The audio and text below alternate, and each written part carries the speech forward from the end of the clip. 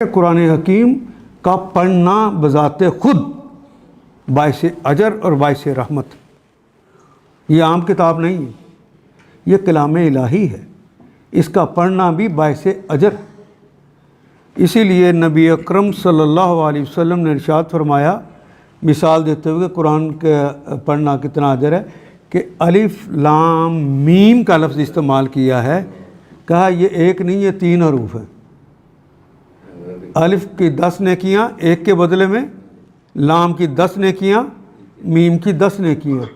پھر یہ اتنی نہیں رہتی، کتنے اخلاص سے پڑھا ہے ضرب اس سے لگتی۔ استطاعت تھی کہ نہیں تھی استطاعت، اس سے ضرب لگ جائے گی، کتنا بڑھ جائے گا اللہ نہیں پکا پاتا۔ ہاں، یہ قرآن نازل ہوا ہے عمل کے لیے، تو جب تک اس کے مفاہیم نہیں جانو گے تو قرآن حکیم کی یہ برکتیں جو انسانی زندگی میں قرآن آ جاتا ہے وہ نصیب نہیں ہو سکتی۔ ہاں، درجات کے اندر کتنا فرق رہتا ہے۔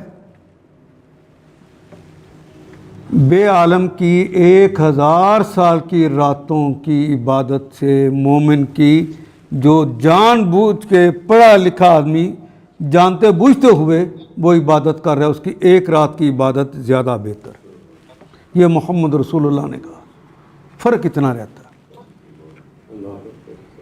اجر تو ملے گا اسے ایسے بھی، لیکن اجر کے اندر فرق کتنا ہے وہ رسول اللہ نے بتا دی۔